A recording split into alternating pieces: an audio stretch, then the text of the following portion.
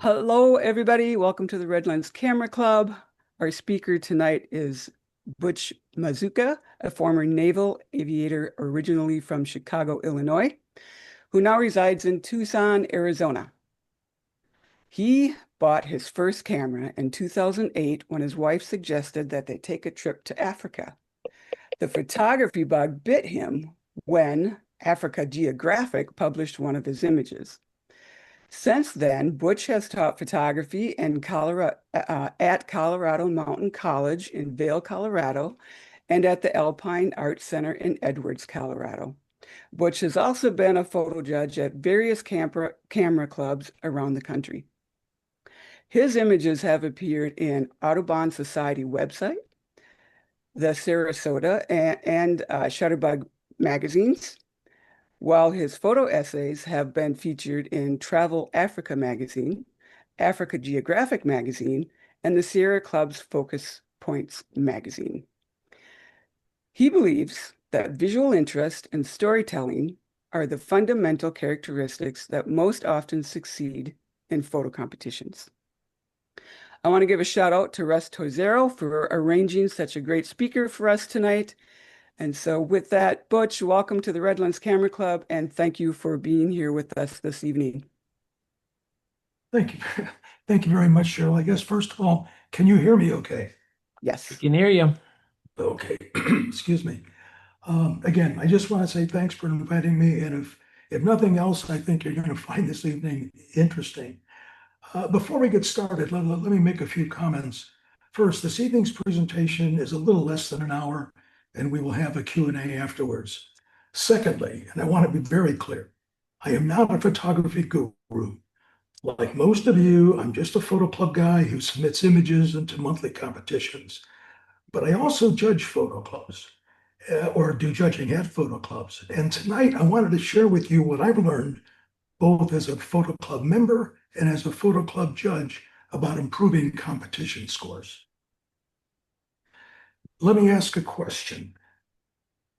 There we go. Does anyone have this setting on their camera?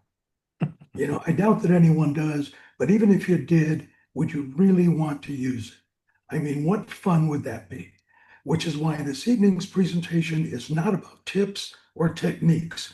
It's about developing a mindset that will help each of you create more visually interesting images. I got the idea for this presentation from a Kelby One video titled Salmonisms. So I decided to adapt Rick's format.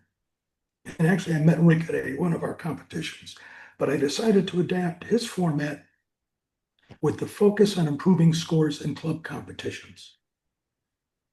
So let's begin with the most basic of all photographic truisms.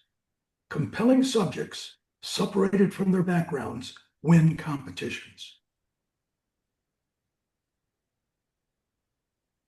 And each of the following images meets that definition, and each has won in a competition.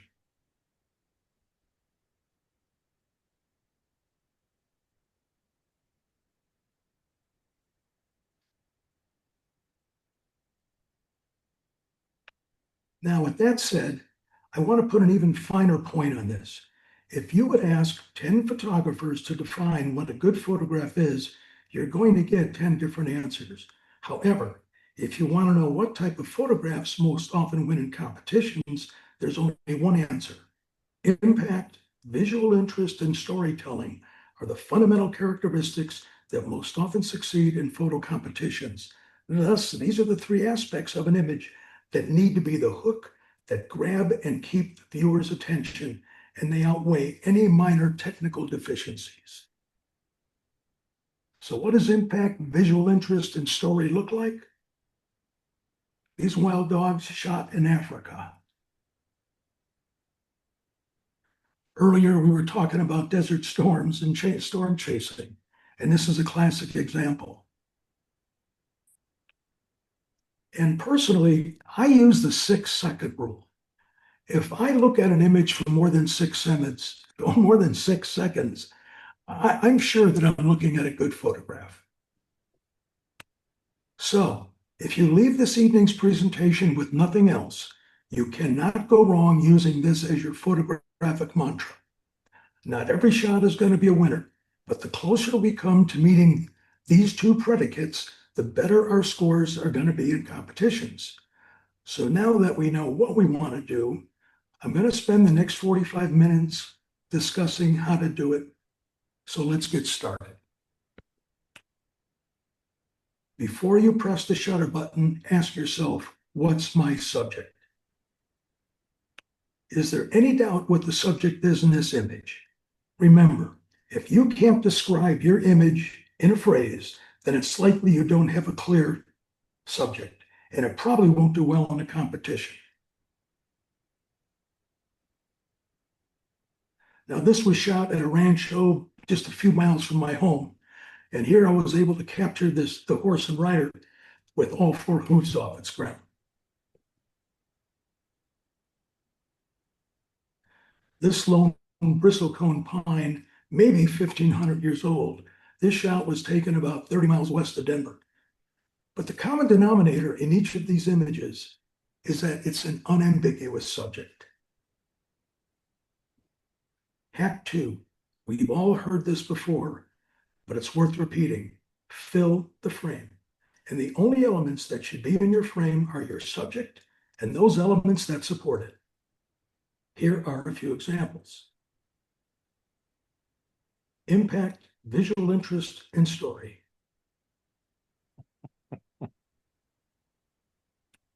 Now, there's not much of a story to a bird on a stick, but the image has immediate impact and great visual interest.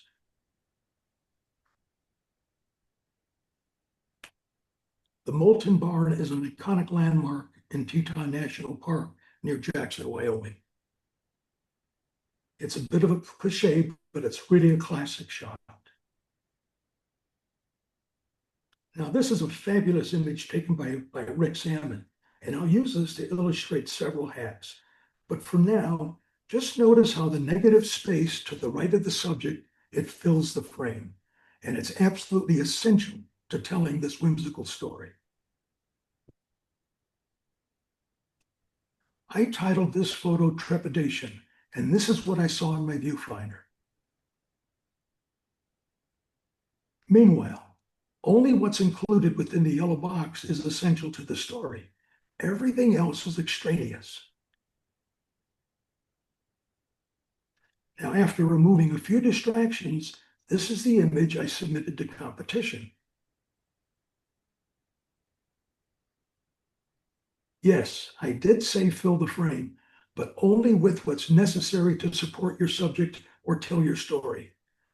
But by cropping in tight, the judge would have no idea what's causing the trepidation we see on the kayaker's face, compelling the judge to ask, what's below the kayaker that's so scary? Is it a lion, a tiger, a shark? The answer is we don't know, but more importantly, neither does the judge. But with this crop, the story is complete. However, there are times when it is necessary to crop in tight. So crop for effect and allow your story to be your guide. Remember, the only element that should be in your frame are those elements that help to tell your story. And when you're wondering about what to include or exclude from an image, remember, if it doesn't help tell the story, leave it out. Now, I don't want to get too far into the weeds, but this is important. No visit to New York is complete without a walk through Central Park. And I've always felt the San Remo Towers overlooking Central Park Lake was quintessential New York City. And I wanted this shot so much that I chose to ignore the blue sky that occupies 40% of the frame and does absolutely nothing to enhance the image. 2 days later, the fall colors may have been a bit deeper, but the real difference was the sky. So this time I was able to fill the frame with a visually interesting sky that did enhance the story. Bluebird blue skies seldom enhance a landscape or scenic image. Look at the difference filling the frame with visual interest made. The title of this image is Approaching Storm. and the clouds function as negative space. But this negative space carries a narrative, which is a very compelling combination. Unlike bluebird blue skies, these clouds create the narrative. In this image of an osprey searching for prey, even though the osprey occupies only 5 to 10% of the frame, this isn't an empty sky. Here, the moon becomes an active compositional element. It sets the tone when combined with the blue sky and tells a story of serenity while creating balance and symmetry in the composition.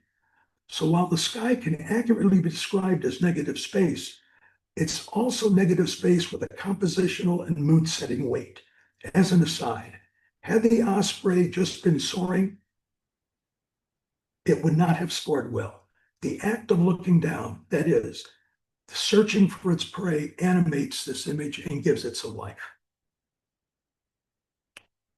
Hack 3, we've heard this before, but dead center is deadly. And this hack is directly from Rick Salmon. The problem with placing a subject in the center of the frame is that a centered subject invites the eye to look around the frame, drawing attention away from your subject. An attractive woman in red will always draw attention, but note how your eye wanders towards the fencing and the snow-covered bench behind her. That's because she's dead center in the frame. However, when a subject is off-center, like this iconic shot of the Crystal Mill near Marble, Colorado, your eye goes directly to the mill, then to the river and the falls that complete the story, and you're hardly aware of the semi-barren area at the top center of the frame. When our subject is off-center, the eye naturally stays focused on it. And of course, there's always exceptions. No, excuse me, I'm sorry. Your eye doesn't wander far from this street minstrel and his dog because it's not centered. And this is what I started to say. There is always exception to the rule, but more often than not, a centered subject is going to get dinged by a judge. 4, don't let your tripod take root. It's the first thing most photographers do when they reach their shooting location. Answer: they set up their cameras and tripods. But there's an interesting phenomenon that occurs with tripods. Once they get set up, they tend to take root. So I'm suggesting that you walk around with your camera and find your shot before attaching it to your tripod. One woman walked around without her tripod looking for different perspectives, while the other 3 are tethered to their tripods. It's a lot easier to move around when your tripod isn't attached to the bottom of your camera. And how creative can you be when everyone is getting the same shot? The photographer on the right found his scene before setting up the tripod.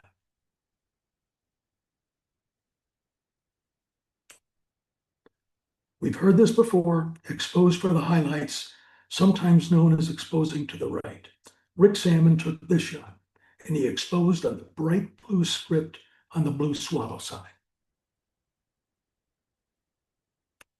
I took this shot in Rattlesnake Canyon here in Arizona.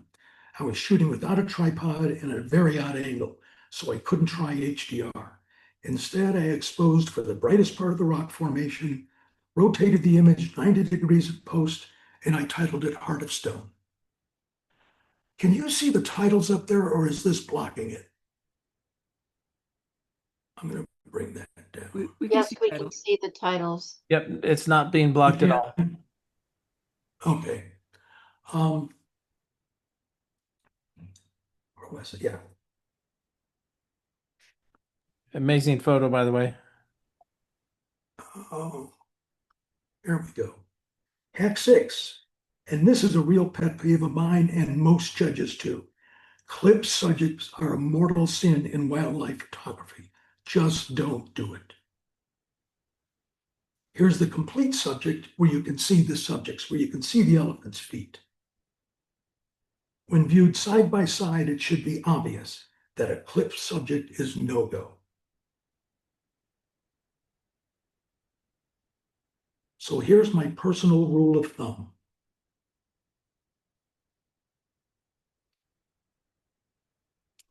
And here, even though they're hidden by the grasses, your brain knows exactly where those elephants' feet are, where the elephant's feet are. This concept does not apply just to wildlife. So ask yourself, which of the two compositions do you think will be awarded a higher score?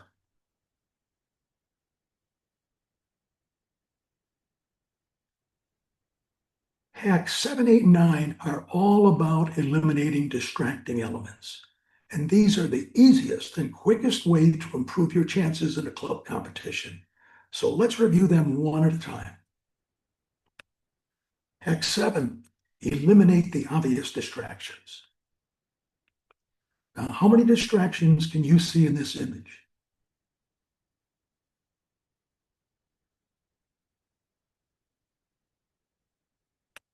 I counted 13.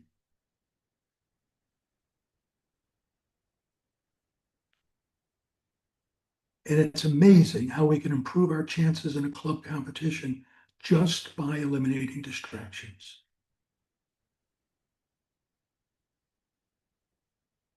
There's a significant difference between these two images.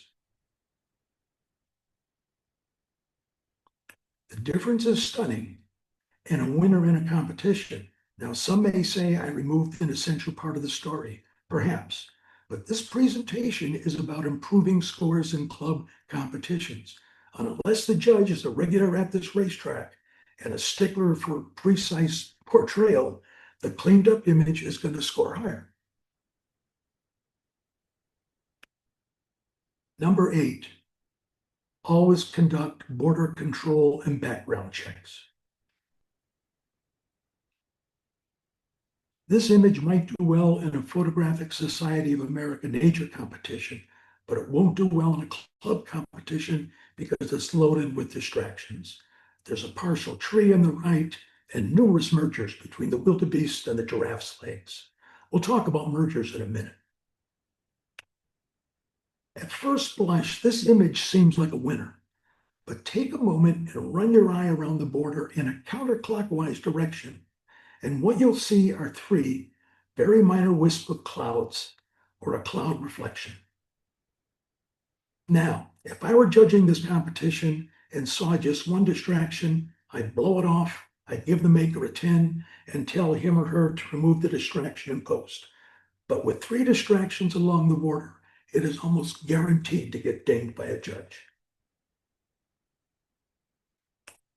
Here I captured the bull looking directly into the lens, the cowbell, the rider in a great position, and even some bull snot. But a wrangler on the gate merged with my subject. So I placed this image in the not for competition folder. No excuses here. I simply blew this one when I allowed the palm fronds to merge with the hut in the background. Now back to Our Lady in the Desert. Notice how Rick had the woman turn down the brim of her hat, thus preventing the ridgeline of the dune from merging with her face. Notice too how the end of her sleeve by her wrist blends seamlessly with the ridgeline. That is the mark of a real pro. And how many of us have been in a situation where we have a great subject with a distracting background? Even though this mating pair of great horned owls are tack sharp, I wouldn't even consider this image for competition because of the distracting background. Whereas the osprey with its prey is separated from its background, fills the frame, and it tells the story. Now, no way does the image on the left work, no matter what the maker does in post, because the background is atrocious. Remember, backgrounds are critical.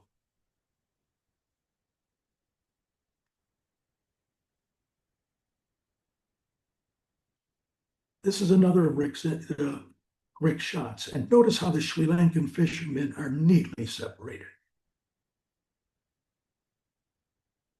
I took a similar shot in the Masai Mara, although not nearly as dramatic, But the point is, it's critical not to merge elements in an image. I took this image of Chinaman's hat along the northeast shore of Oahu, and I can't express how important it is that we separate the subject not only from its background, but from every other element in the frame, because a merger will ruin an otherwise strong image. So let's recap quickly. If you're looking for an easy way to improve your scores immediately, eliminate the distractions, conduct border control and background checks, and separate. Act 10. An interesting subject makes it a lot easier for a judge to award a higher score in competition. Interesting subjects are a matter of subject selection.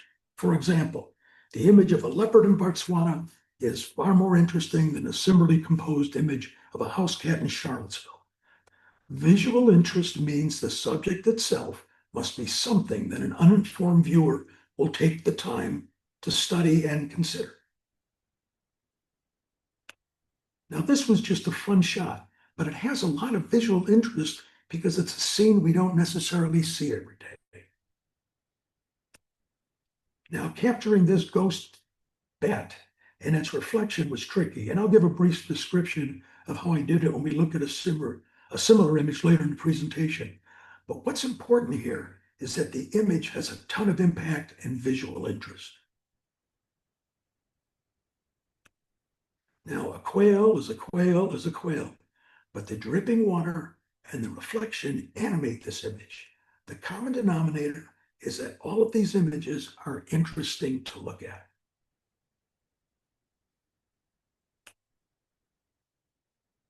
When photographing wildlife, you want to shoot at or slightly below your subject's eye level. Now, Matt Schetzer took this image and it beautifully illustrates this act. Now, I took the shot of a martial eagle chick in Botswana a few years ago. I got it as low as I could get without falling out of the safari vehicle. So shooting wildlife at or just below its eye level is going to improve your scores.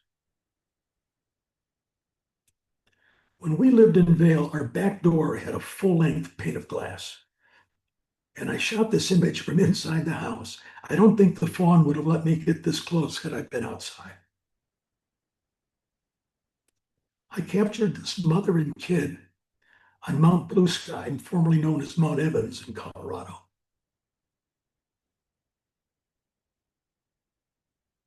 Act 12, wildlife should be facing within 90 degrees of the camera.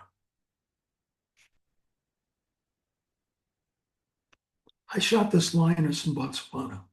Her full belly and the blood on her face tell the story. Took this photo in Botswana as well. About 5 seconds after capturing this shot, this big male took down an impala no more than about 20 yards away from us.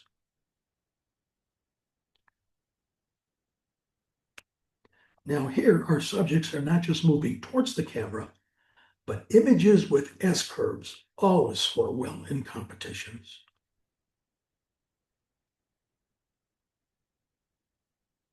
And of course, sometimes you can bend the rules if the image tells an interesting story.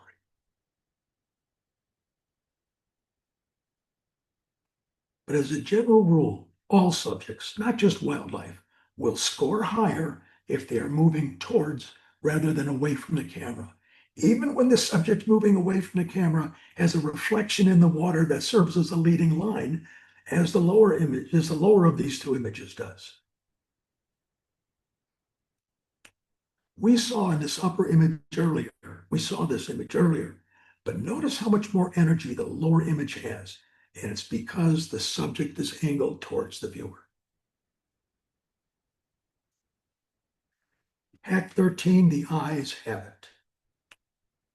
The woman's eyes in this photo absolutely make this image. Now, my grandkids are my favorite subject for portraiture, and as you can see, It's the eyes in both images that grab your attention. I shot this at the GoPro games in Vail a few years ago. Whenever we capture a subject looking directly into the lens, it makes a connection with the viewer, and that includes judges. This was taken in a one-room schoolhouse in Kenya. Obviously, the youngster found the stranger with a camera a lot more interesting than her teacher. A few years ago, I had the opportunity to shoot a training exercise for the Vail Fire Department. And here, the young firefighters' downcast eyes reveal the emotion of the moment and tell a powerful story reflected in the title of the image. Capturing tack-sharp eyes also applies to wildlife.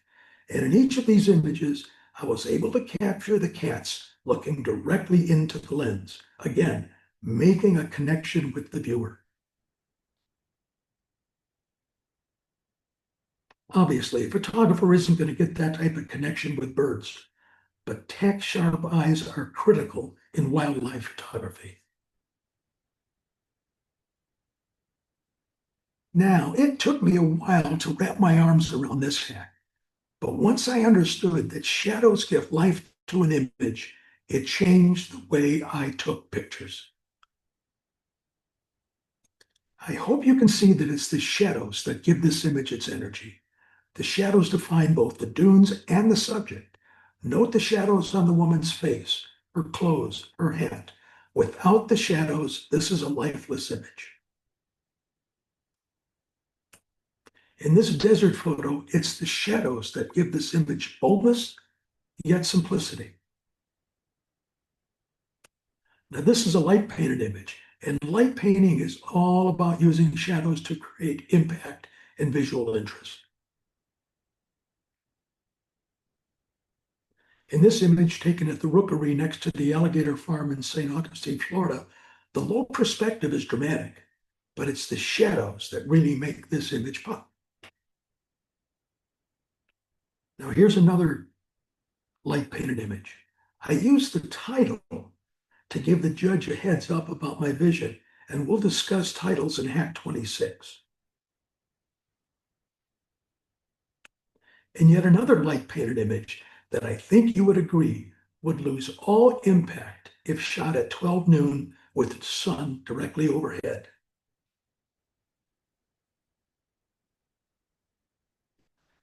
As Ansel Adams told us, you don't take a photograph, you make it.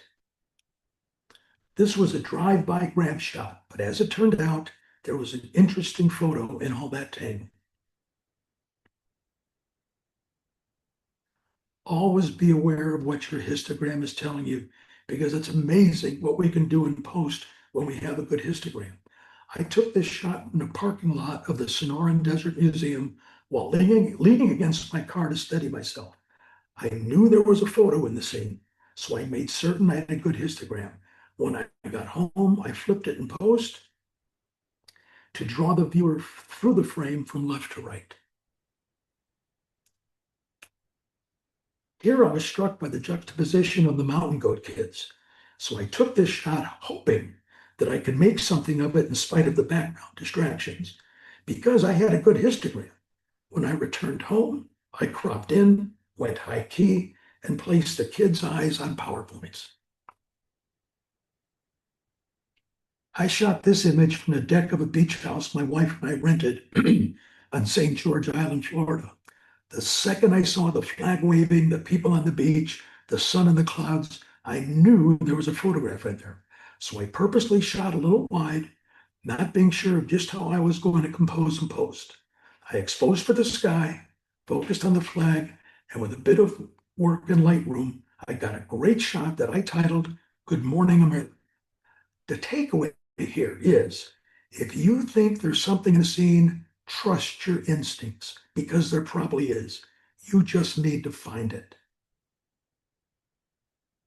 This is another shot taken at the rookery in St. Augustine. I spent a bit of time in post, but it was well worth it. It ended up taking second place in an international bird competition. When you're photographing people, think of your camera as a mirror that reflects your mood. Because if you're having fun, the people you're photographing are also going to have fun. This youngster in Kenya was very shy. So I took a photo of her shoes, and when I showed her my LED screen, she broke into this big smile. Suddenly, she was having fun, and so was I. Now, I was having fun here, and it showed in the kids' faces.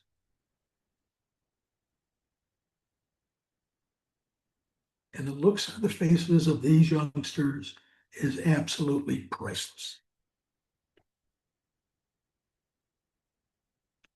I included Mom in this last image because her t-shirt gave the photo a sense of place. The bottom line with people images, if you're smiling and having fun, likely your subjects will be too. Hack 17, shoot through it. To me, this is Rick Salmon at his best. This automobile shot may appear to be an example of framing, but there's more going on than just framing. This is an example of framing where I framed these boats with the pilings from the pier it was standing on. This is also an example of framing back at the ranch. And here I got the cowboy's upper body framed by his lariat. Whereas in this image, Rick filled the entire frame with visual interest. So try shooting through something. You'll be amazed how interesting and unusual of a photo you can get. Now, this is an image of Buck Canyon shot through Mesa Arch in Canyonlands National Park. Neither the Arch nor Buck Canyon at this time of day on their own had the impact of shooting through it.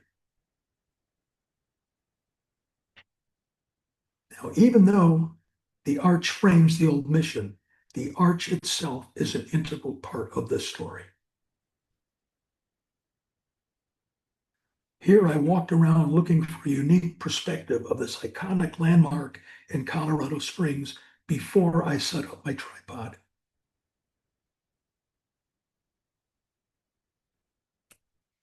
Here I was shooting just outside of Santa Fe and took these shots about 10 minutes apart.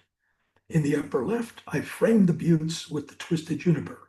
In the lower right, the juniper is a part of the subject. I think most of us know this, but it's never hurts to be reminded. On-camera flash is not your friend. It's harsh, flat, and unflattering.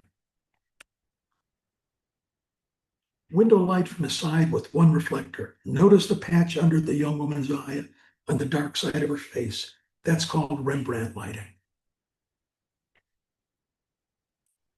My wife held an off-camera flash above my right shoulder to mimic the sunlight. Shadows are the soul of a photograph, and never more so than when shooting portraits. I was using light and shadow to do something different. And if you're wondering why I put aviator sunglasses on my grandkids, well, it's because props rock. I took these images at an antique car exhibit in Denver.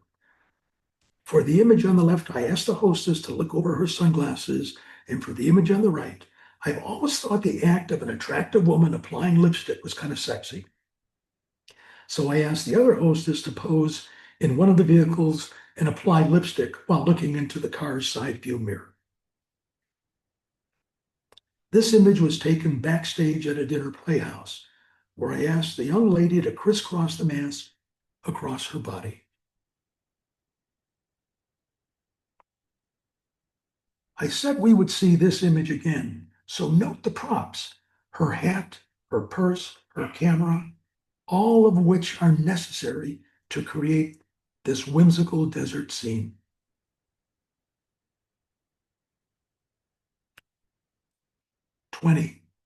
Don't oversaturate.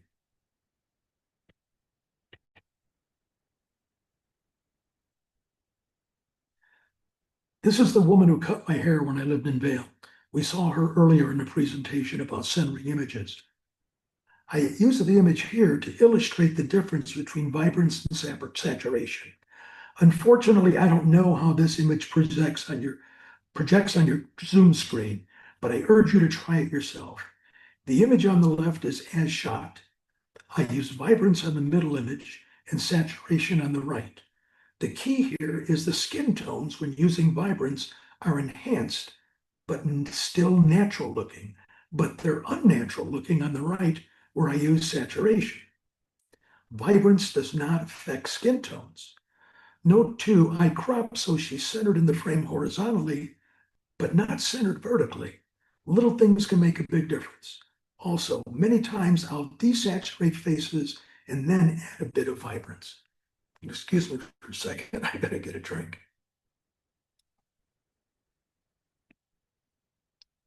Okay. Landscape photography is all about mind over mattress, because if you want to capture the great light, it means getting little sleep. Dusk, dawn, sunrise, sunset, magic hour, golden hour, blue hour. So when is the best time to shoot landscapes?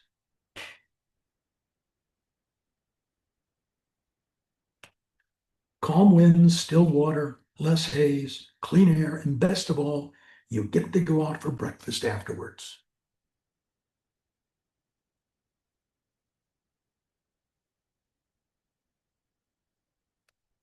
I shot these images 30 minutes apart. Now here's a well-composed, but all too common photo of fall colors in Colorado. And while this is technically a strong image, there is nothing particularly memorable about it. Nonetheless, it's technically and compositionally well done and will likely do reasonably well in a competition. But had it been taken 4 hours earlier, this very good photograph could have been a spectacular photograph. Mornings are best for glass-like water.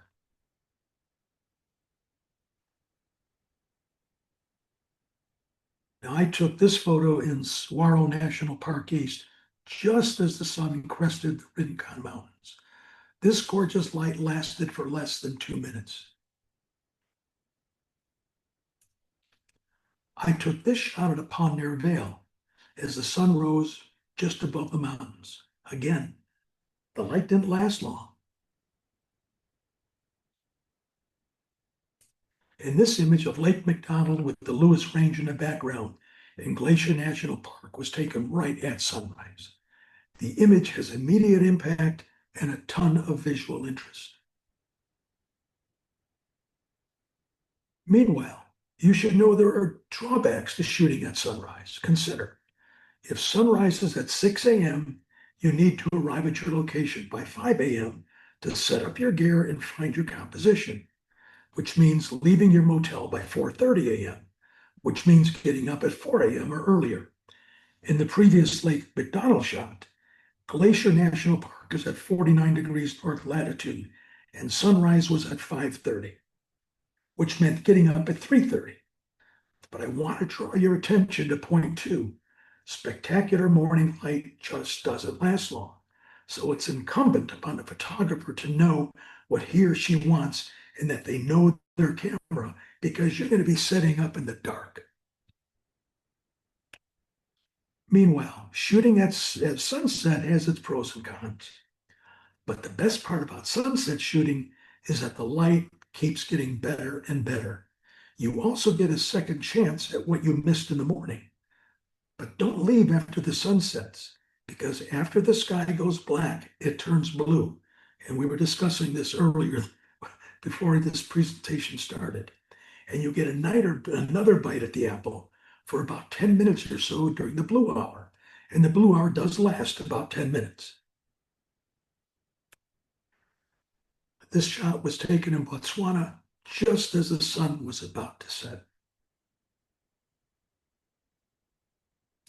These gorgeous pastels lasted about a minute, maybe less. I was fortunate to capture on this one. Colors deepen as we get closer to sunset. As noted, The blue hour only lasts for about 10 or 15 minutes, but it can be spectacular. But to me, this is the biggest downside to sunset shooting in remote locations, which is where the best landscapes can be found. If sunset is at 9 p.m., the blue hour will be around 9:30 or so, and then you have to gather your gear and drive to find a restaurant. Can be challenging in a small town after 10 p.m. Hack 22 is pure salmonism. When you find an interesting location, shoot it again. Shoot it at a different time of day, a different time of year.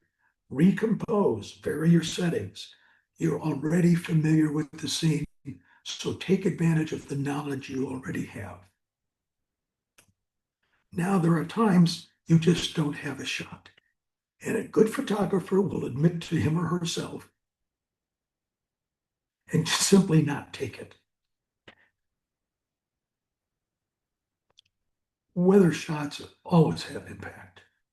The Grand Canyon is a great place to shoot lightning during monsoon season in Arizona, which is late July through early September, and it's just ending here now. Now, I've always preferred the north rim of the Grand Canyon to the south rim. It is far, far less crowded. Although now with the fires, things have changed radically, but I'm sure that they will rebuild it as it's been rebuilt before.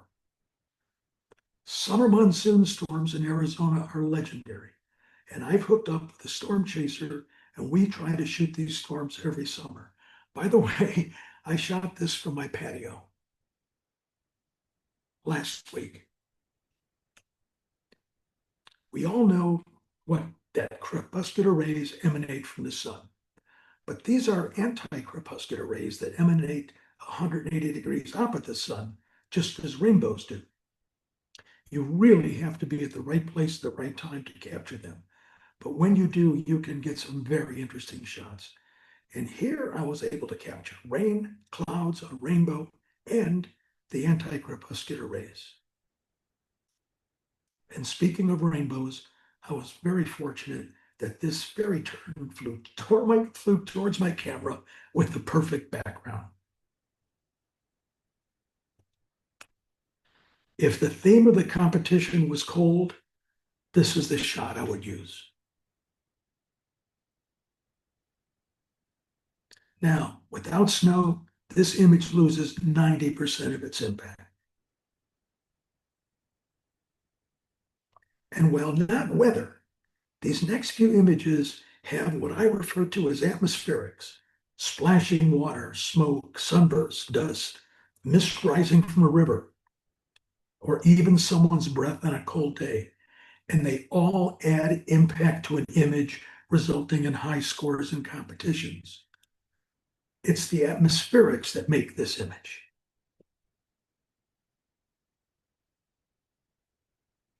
And here it's the trail dust in the image that gives it its visual interest.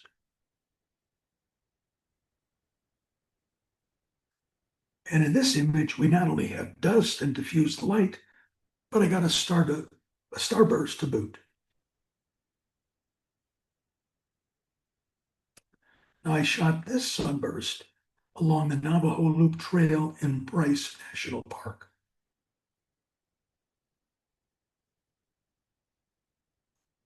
These are light beams in Rattlesnake Canyon here in Arizona, and they can be a cliche, but you know what? It's my cliche, and I'm glad I got the shot. In this image, the mist creates a mood, and photo club judges always respond strongly to mood. And never forget, mood drives impact and storytelling. Now, I chose this image for several reasons, and I want to point out several important aspects that go beyond the mist. First, I chose not to make this a silhouette. We'll discuss silhouettes later. Obviously, the subject is dark, but it's loaded with detail. Note how you can see the fisherman's eyeglasses clearly, even though he's facing away. We can also see how his hair sticking out from the back cutout of his ball cap is lighted. We can see his wristwatch and read the word Ranger below the graphic of a Roadrunner on the boat's console. I can't emphasize enough how important detail is in photography, even in low light photography. Hack 25, people enjoy looking at interesting faces. This is another interesting face. Here I used an off-camera speed light with a reflector to capture the image. Note the soft triangle under the wrangler's left eye. Like the image of the young lady, this is another example of Rembrandt lighting. What else can I say? Impact, visual interest, and story all rolled into one.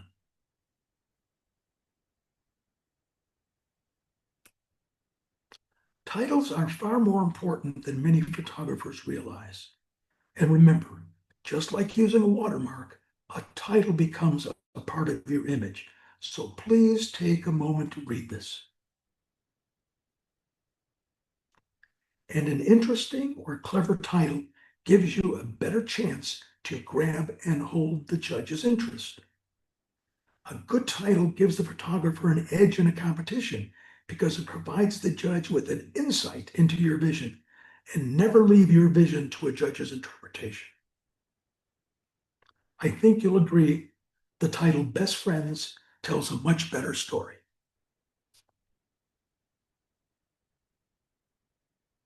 Here I created a title that matched the kayaker's expression.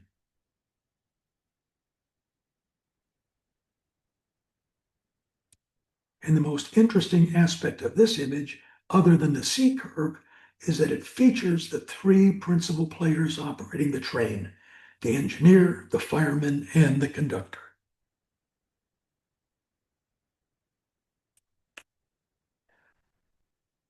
When a friend of mine saw this image, he asked, "Did it really look like that?" Of course it didn't look like that. It looked like that on my computer screen because the camera sees what the human eye cannot. But my goal was to create drama, which is what light painting and long exposures are all about. And here's a secret. In the northern hemisphere, the galactic core is above the horizon and almost vertical in mid-September and early October, right about now, which means you can photograph the Milky Way and still be in bed before midnight.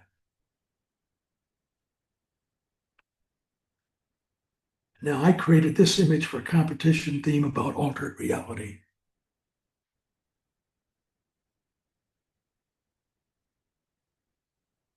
This may seem obvious and it's common sense, but it's amazing how many people don't take care of their equipment. Dust spots can destroy an image, especially when amplified by the sun. As an aside, I belong to Canon Professional Services, and for $100 a year, I get 2 free cleanings of our camera or lens. But more importantly, whenever I have an issue with my camera, I pick up the phone. 3 rings later, I'm speaking with a Canon rep. I don't know about the other manufacturers like Nikon and Sony, but it's certainly worth looking into.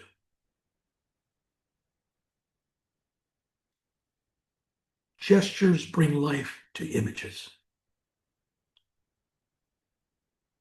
Note the model's hand gesture. Not only does it block the ridge line, as I mentioned earlier, but it adds life to the photo. On the left, my granddaughter's shrug, and on the right, the young woman's shushing gesture add interest and gives these images energy. And here's a hack within a hack. Judges love anthropomorphism, and these types of images almost always score well in club competitions. People, and that includes judges, project human emotions on animals all the time. And anytime you can get an, "Ah, isn't that cute" reaction from a judge, you're going to get a high score. So look for those opportunities when photographing wildlife. Landscape images need dramatic skies, yet it is amazing how many club photographers neglect this. Here where I live, desert skies reflect the colors of the desert.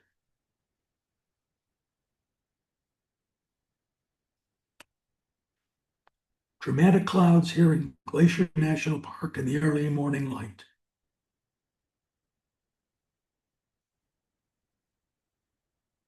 And here, this is the iconic image in Zion National Park.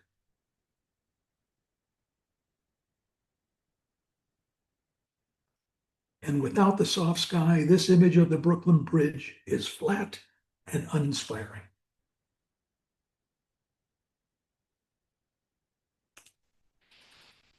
It's okay to break the rules sometimes.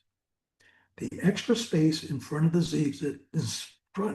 zebra gives it somewhere to move into. Without it, the subject might appear cramped and static. But with it, the viewer can imagine the next moment as the zebra continues to walk further into the scene. By opening the space ahead of the osprey, we allow the viewer's eye to relax, providing a sense of calm, implying that the subject has somewhere to go.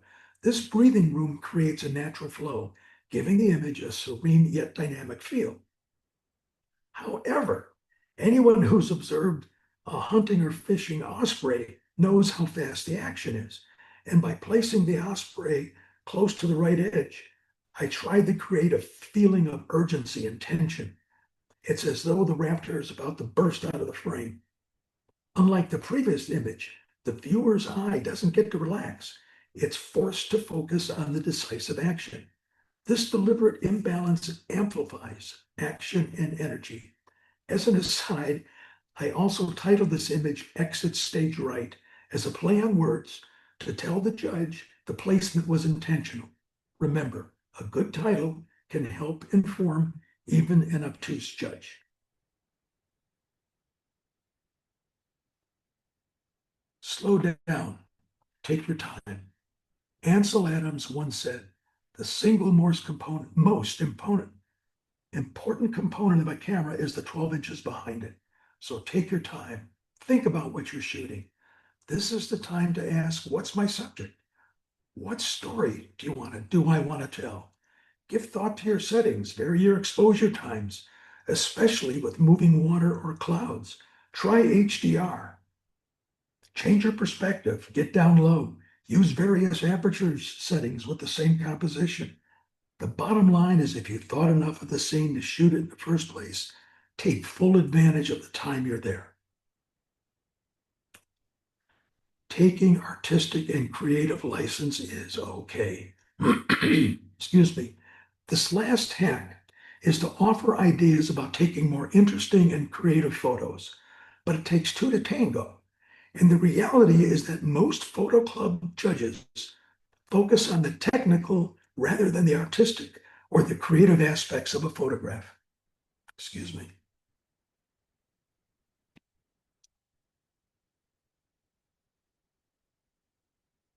As a friend of mine said, finding good club judges is as easy as finding hen's teeth. Most club judges, especially the weak ones, are very big on the technical aspect of photography because it's easy to point out flaws. But in doing so, it's also easy to overlook a photo's artistry and creativity. So it's really up to the club to insist that the judge shift their emphasis from technical flaw finding to give at least equal weight to artistic merit, emotional connection, and creativity. It's my suggestion that a club define what constitutes a top score and be clear with the judge that you want him or her to adhere to that standard.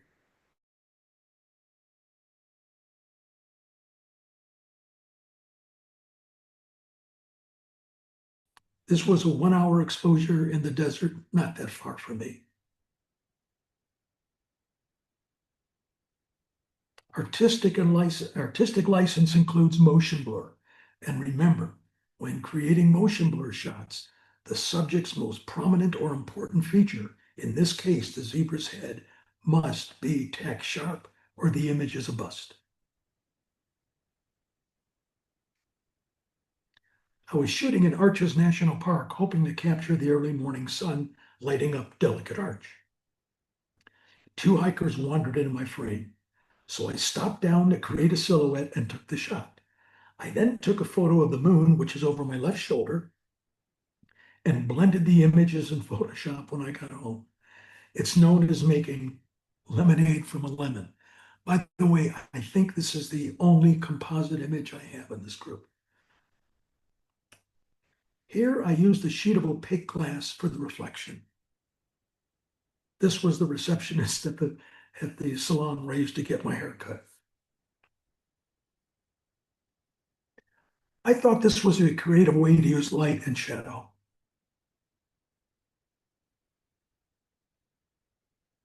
Now, this was just a fun shot. The monthly theme at my former photo club was tools, but other than knives, forks, and spoons, my camera is my primary tool, and I thought this was clever.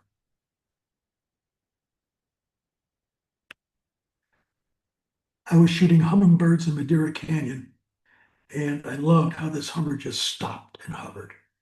So I added the bee in Photoshop, so I take back what I just said about the only composite. I added the bee in Photoshop and titled it, "Whoa, Not So Fast, Buddy," to create the story. And it won a competition. Here I exaggerated the otherworldliness of the beastie Badlands in New Mexico by moving the vibrant slider on the hoodoos almost to zero while leaving the sky completely untouched. Now, this shot took a bit of planning and is similar to the bat reflection image we looked at earlier. Several owl chicks had just hatched, so I knew the parents would be feeding the hungry chicks after dark. Knowing when and where is a big part of photography. So I pre-focused my camera and 4 flashes on an imaginary spot about a foot in front of its nest, knowing the owls had to fly through it. I set my camera's intervalometer for repeated 30-second exposures using a laser trigger to fire the flashes whenever one of the owls crossed the beam. I walked away from the camera so as not to disturb the owls and let the camera keep shooting until the batteries ran out. It took about 6 hours, but I got a couple of really good shots, including this one. I started taking pictures in 2010 on my trip to Africa. And when I returned home, I sent this to Shutterbug magazine and they published it.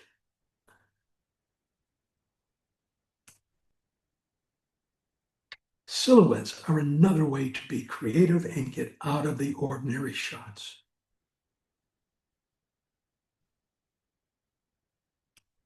The keys to silhouette shooting are clean backgrounds and readily identifiable subjects.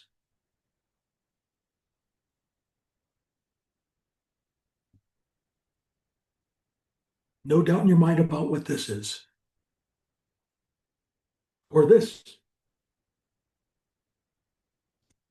Or this.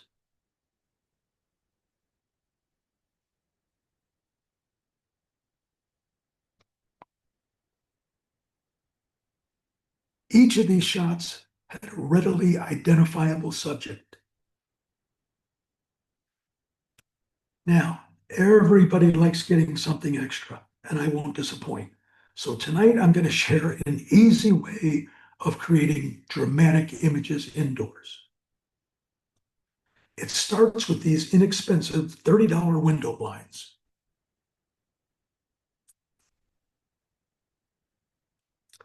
The setup is simple. I directed an off-camera flash through the window blinds. And the image took first place in that particular competition. Now, the only limitation is your imagination.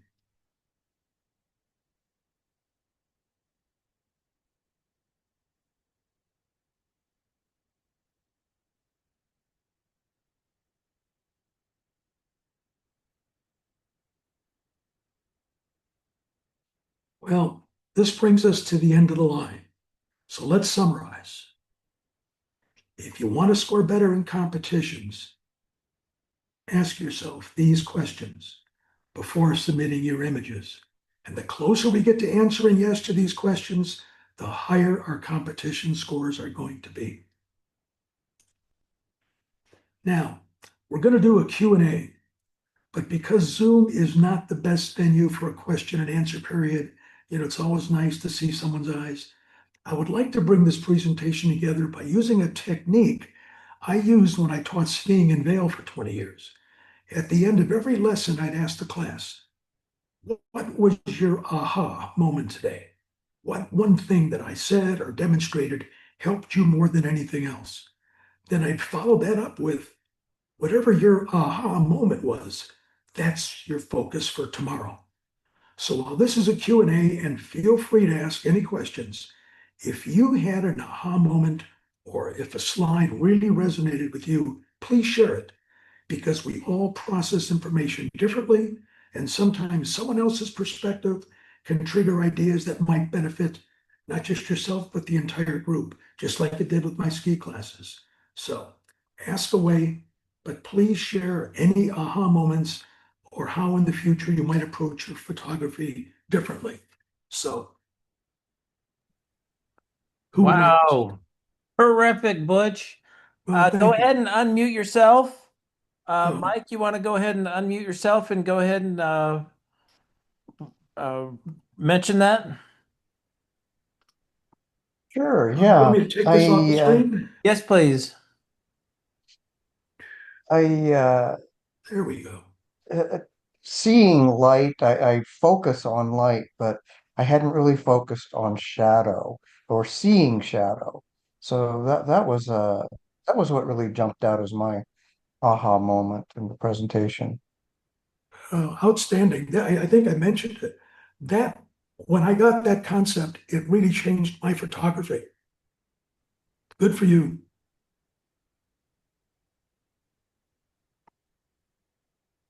Please unmute yourself and share your aha moment.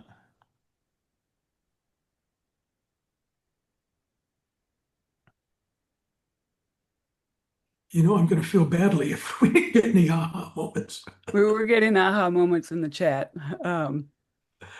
So Well, I'll jump in. excellent. Thank you, Ann.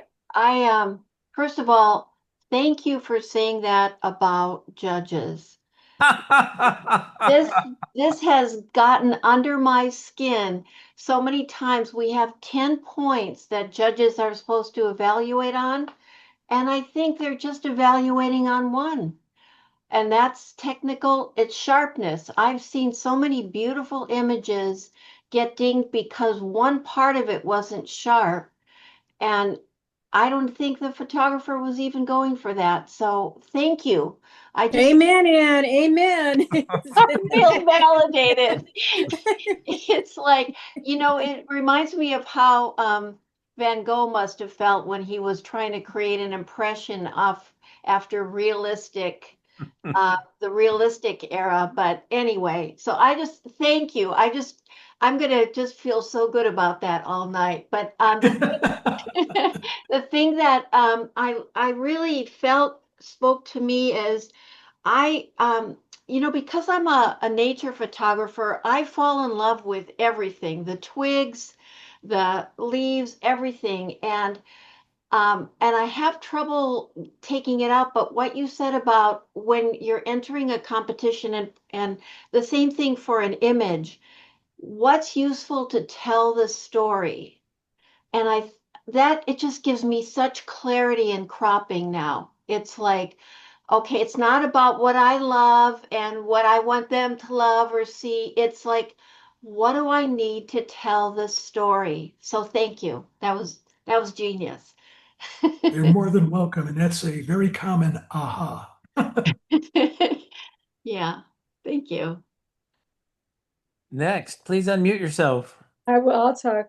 I don't have necessarily one aha. I wrote down everything you said. I'm like kind of go through it. I had to take pictures of some screens because I wanted to look at your photos and not be worrying about writing. But the one thing I really liked what you said is like that you took a picture that was like a cliche picture, the picture everyone takes, but it was your picture, and I really like that. I've been going to places the camera club has suggested, like other members have been to, like Mammoth and like the Highway 395, and taken their suggestions. And yes, it's a photo other people have taken, but I got to take it, and that's really powerful. Like it's because not everything has to be sold to a magazine. Part of it is the whole experience of like getting out there and hiking and getting up at 4 in the morning and to get the shot. That's like the whole exciting part of it. So I appreciate you saying that because that's one of the fun things about being a photographer. So thank you so much. This is really great. I'm gonna have to go through all your notes, like, and I'm from Tucson too,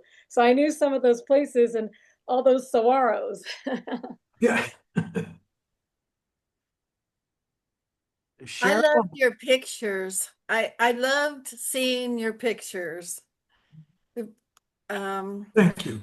They were very motivating, and I've been to the St. Augustine Alligator Farm, and I love your birding there. That was beautiful. I just thank you so much. You inspired me, and I'm excited about getting out and shooting again. Oh, you're more than welcome. By the way, did you know that they've now put up fences in the alligator farm? No. Yeah, some photographer was leaning over too far and his camera and tripod dropped into the alligators. And they had to clean it. They had to close the farm to get Oh, no. to get the camera and the tripod out. So now there's a fence. So now you Oh. have to shoot through fences Oh, that's unless ridiculous. you can find some type of a hole in there. Wow. It's Oh, become more difficult to shoot there. well, I'm very sad to hear that. But mm, I shot there many times and I loved it. But anyway, thank you so much. It was such a joy. You're more than welcome.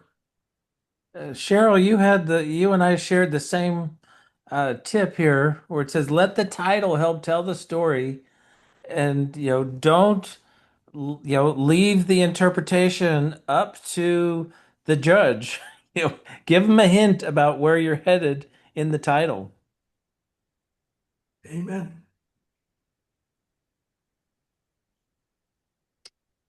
Dan Otter, I saw you put something up there. Yes, I didn't know that you get your camera cleaned regularly. So I was searching how to get a Fujifilm camera cleaned, and I will now do that, Butch. I also loved all your tips. They were phenomenal. And I'm a former teacher, and your teaching style is really good. I want to compliment you on that. Well, thank you. I think this is the best presentation I've seen for years, really, for me. You were so succinct and you gave I wrote notes. I'm gonna be abiding by this for years now. I can tell. And that's just because he called judges bozos. That's true. That helps too. And it's good to know that there are some dense judges out there. I mean, we've had them. I think we've all run across them, but it is part of the reality of the subjectiveness or, focus. And, you don't always get what you want in terms of a judge, but it's nice to know that there are good ones out there. Right, we Bruce, know I that, love right, the term Bruce? he used. He said judges are obtuse. I think that's very Obtuse. clever. That's such a brilliant dig. It's so true. It's so true. Russ, did you have a question? Yeah, I had a comment. I'm unmuted. So Bruce, one of the questions I had for you, made the comment about club competition judges and competition judges, like worldwide competitions and so on. What do you think judges like for maybe our competition? What should we look for?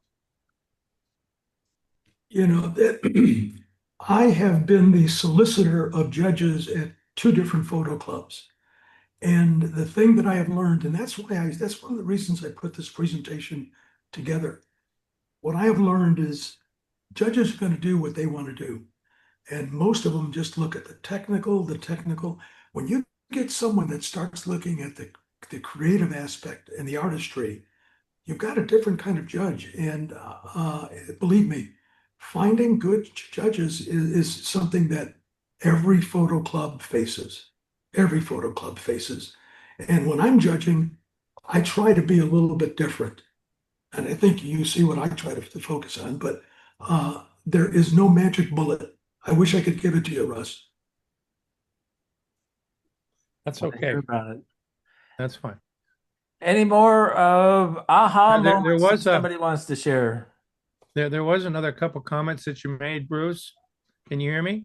Yeah, sure can. Oh, okay, there we go. Many of the things that you've talked about in your presentation tonight, I've already heard, but it's very nice to refresh.